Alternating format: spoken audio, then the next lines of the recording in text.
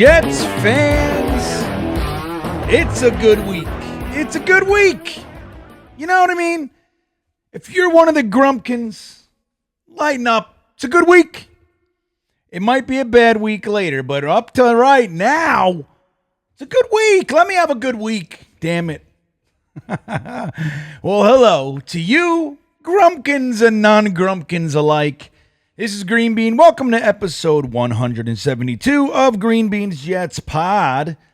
And where we take a step back, we elongate and breathe and let the topics flow a little bit longer. We'll get into some things today. We have the Bills game this week, which the Jets are going to be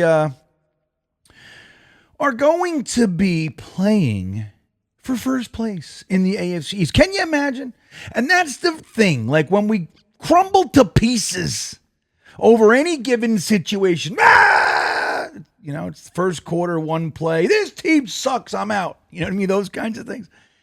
The season is weird. It's up and down and all around. And how many times have we seen the Jets, even in the Saleh era, look really good the front end of the season and just crumble? Like, hey, man, we got 2 victories, right? Out of 5 games. So not what you want, but 2 victories out of 5 games. 2 of the losses were by a combined 7 points. We're expecting more. I'm not happy about that, I assure you. But we're sloppy, right? There's a lot going on.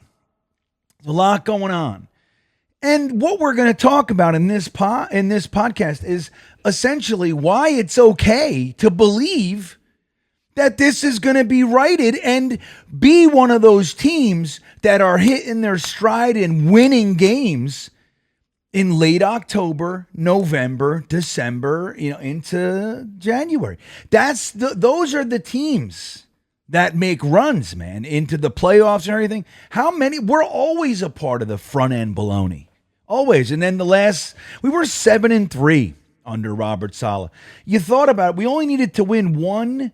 That year, we thought we needed to win 2 more to guarantee playoffs. Turned out, we only needed to win 1 more game. If we beat the Jaguars, if we beat the Lions, it was like 1 more game, and we're in. And we couldn't do it. I thought there was no way. We have 7 wins in 10 weeks. Of course we're getting in the playoffs. Nope. So, you know what I mean? So there's that whole thing. We're going to talk about why it's okay to believe. Some specifics. We'll talk about Garrett Wilson.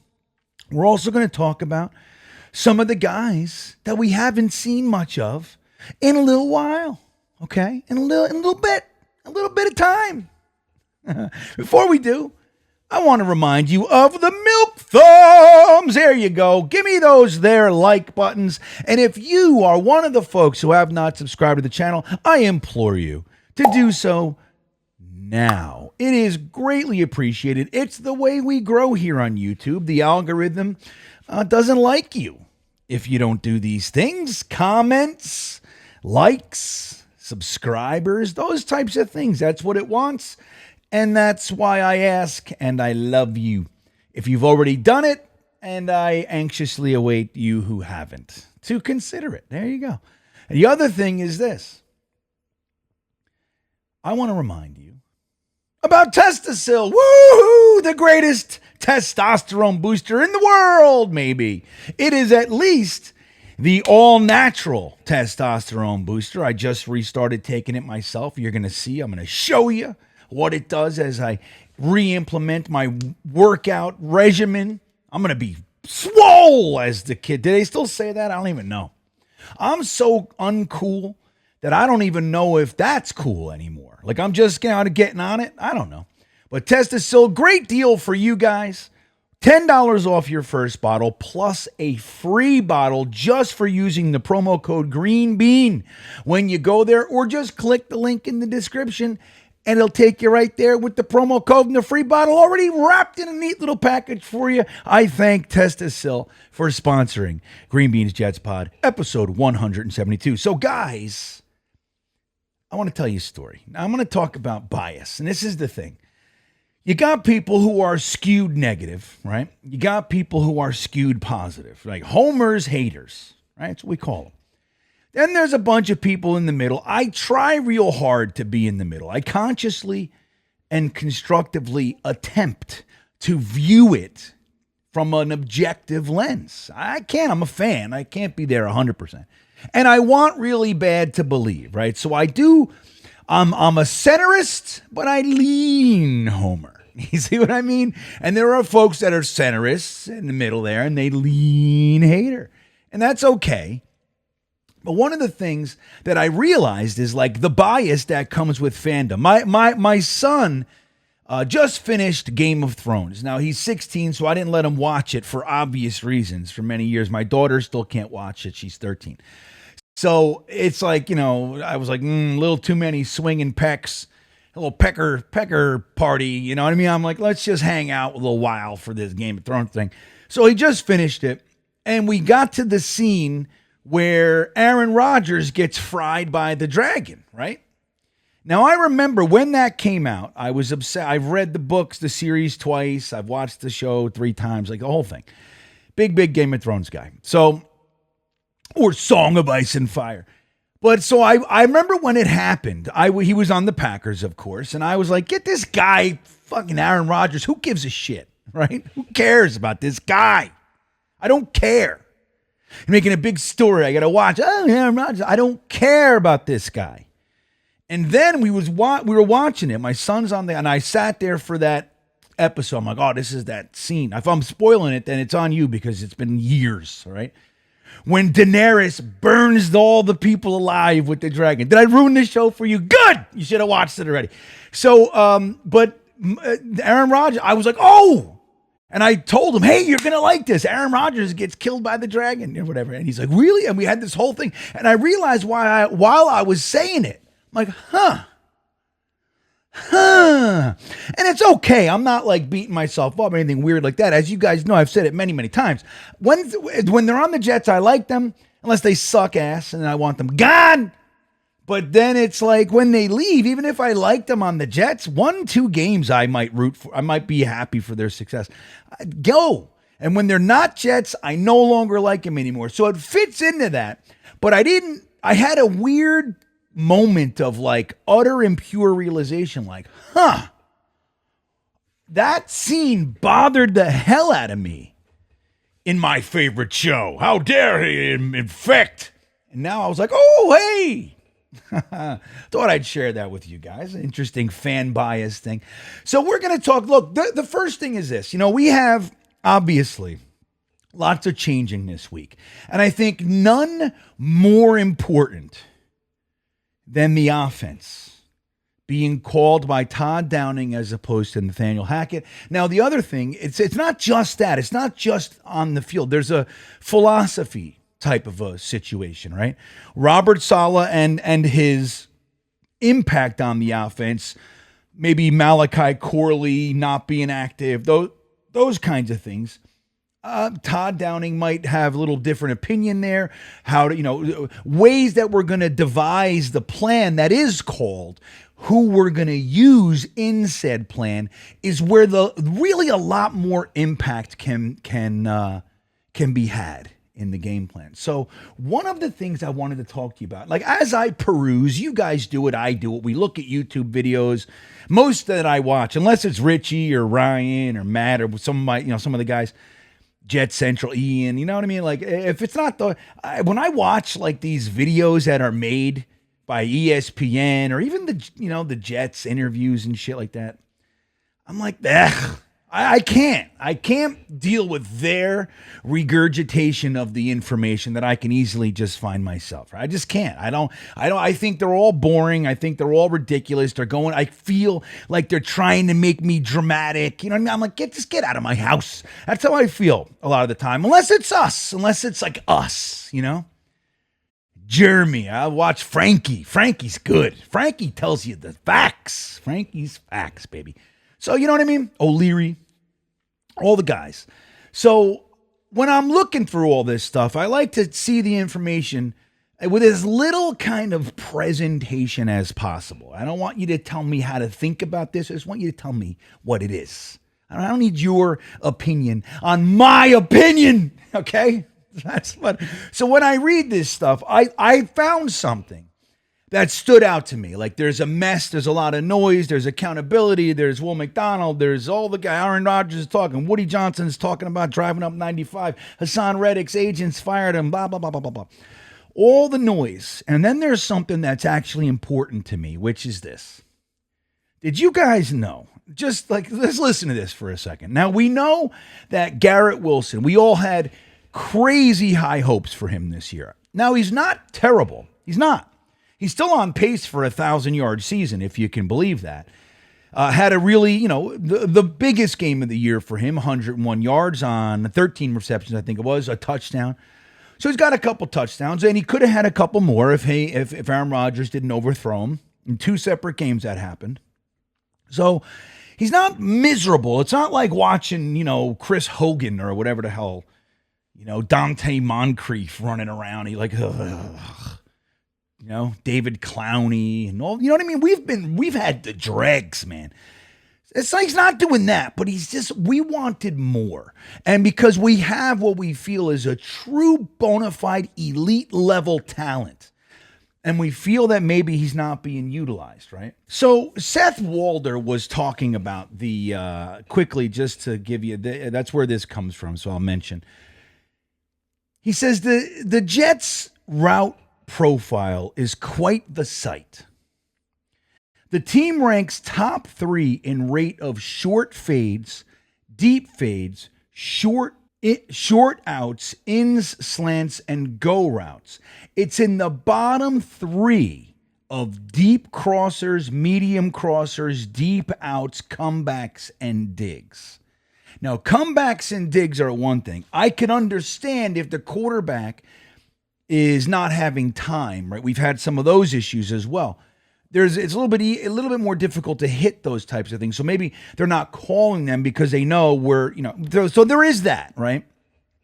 Now, comebacks, digs, those kinds of things, different story. So listen to this. Wilson's most successful plays, biggest yards, largest gains came on digs, deep crossers, deep overs, posts, and comebacks.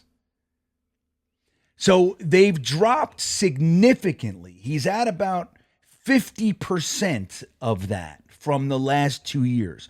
So the guy that we're seeing, that we've seen, I should say, the most successful plays he's had, we've cut literally in half on him. And then there's the chemistry thing and all that shit. So just that alone, if Todd Downing just comes in and just it's very simple, Jeff Olberg's got to sit down and go, dude, and he would say it just like that. Hey, dude, hey, oh yeah. Right. That's what hey man, get over here. That's how I view Albrecht, which I like. I say that with an affinity toward that type of presentation. So he's just got what worked. What did we stop doing? Why? And how do we re-implement it? The same thing goes with Breece Hall. We brought in the gap scheme, the power scheme. And even though we didn't see Breece Hall as limited to any scheme or one way or the other. But whatever's going on, there's a stark difference. It's night and day.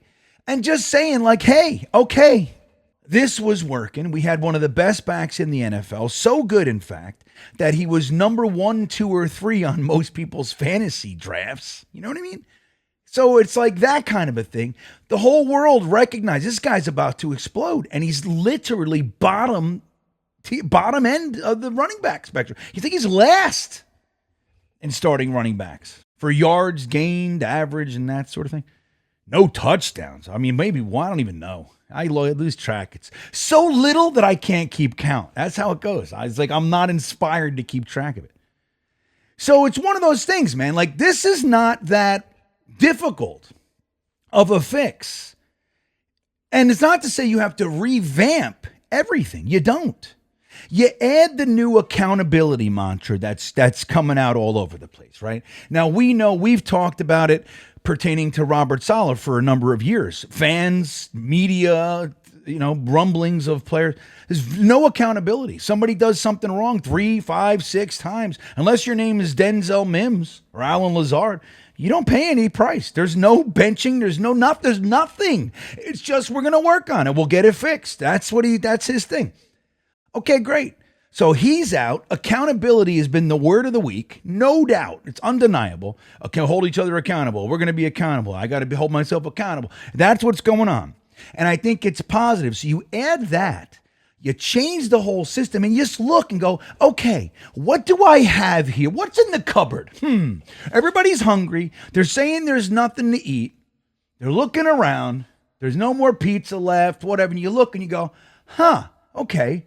Well, I got filet mignon in here. I have basmati rice, and you're like, okay, well, why don't I just bring that? What do I need to do to make filet mignon and basmati rice taste good? Okay, well, the salt, okay, put that on there, right? You know how to cook it, you put the butter in there, the whole thing, you have the rosemary, if I can get it right, you make sure the sear is good, you know what I mean? Okay. What do I have the filet mignon. It's been sitting over there. What do we have to do to utilize Breece Hall, Garrett Wilson, Braylon Allen, Malachi mother effing Corley, Jeremy Curley sighting in my brain. You know what I mean? It's not that difficult.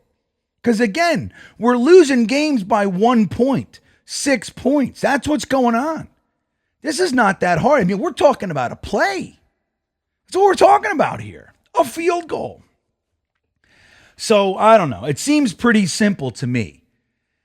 Now, can we do it?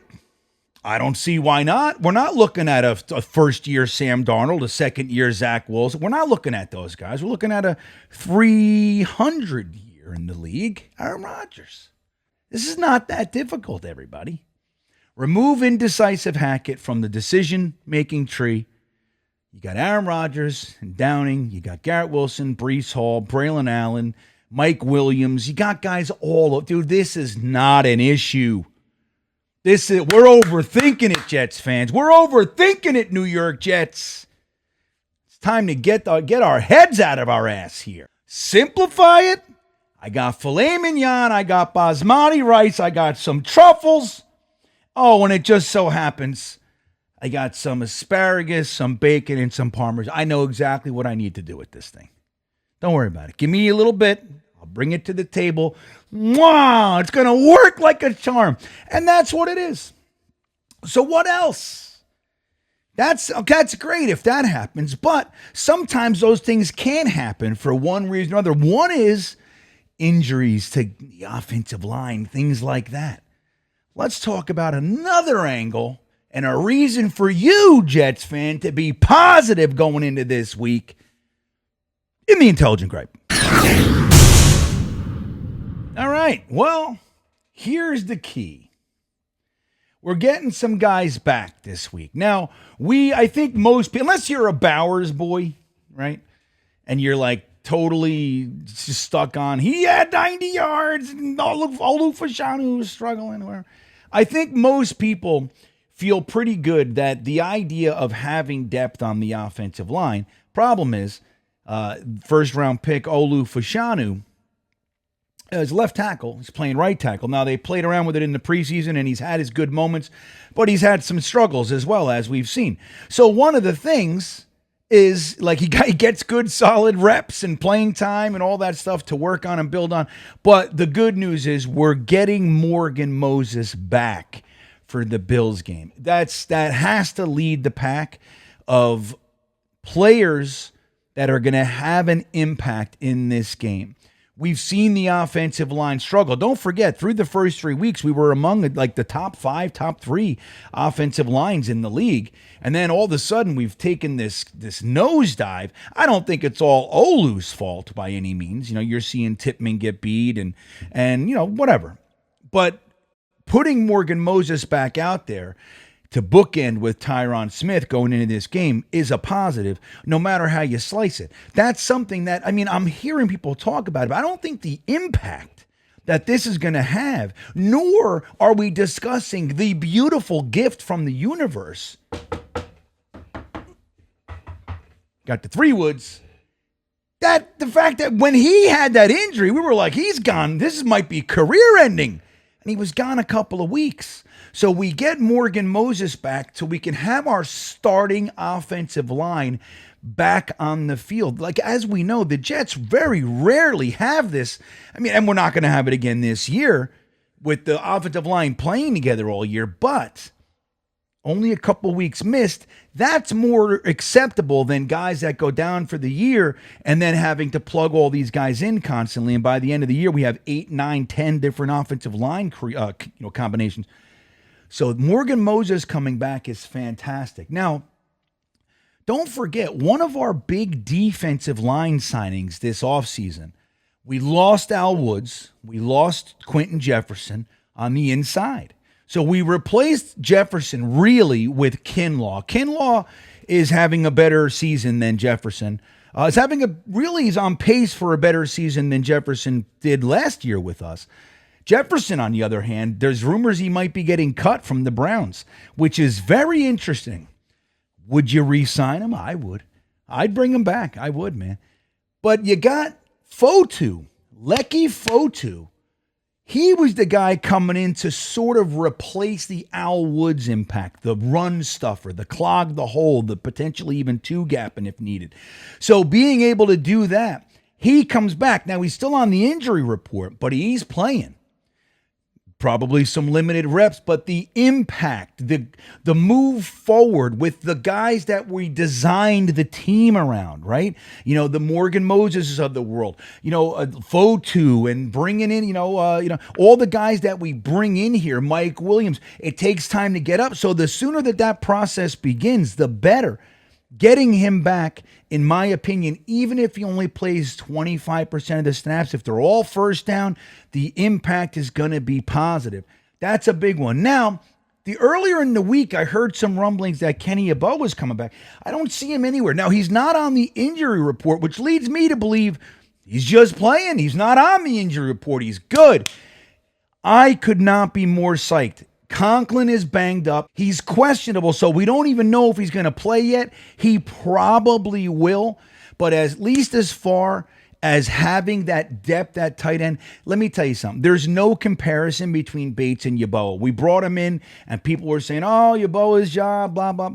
I'm telling you, they're on different playing fields, at least at this point in their career, both being undrafted free agents. Yeboah has a few year head start on them, and in this, on this team, in this system. So I think getting him back, if you don't know, the end of last year, Kenny Yeboah's impact on the Breece Hall, that last 5-6 game stretch where Breece just started to kind of get into his own and really started to take over games, Kenny Yeboah was a big part of that. Not the only part, but you'll see it if you go back and you watch it. It's lots and lots of key blocks. Kenny Yeboah, he's running off his hip, man. So I think that getting him back, those whiffed blocks will hopefully go down as well. And the other one, guys, CJ Mosley might be coming back. Now, Jets fans are kind of torn about this. Jamien Sherwood has played very, very well in his absence. But here's what I want to see. Here's the key for me. What I really would love to see is the Jets comfortable enough to play their base more. Now, I don't know if that's Saleh, if it's Ulbrich. We're predominantly in some variation of nickel. Having our base defense, which is the 4 down linemen, 3 linebackers, 2 corners, 2 safeties, that's the way to do it.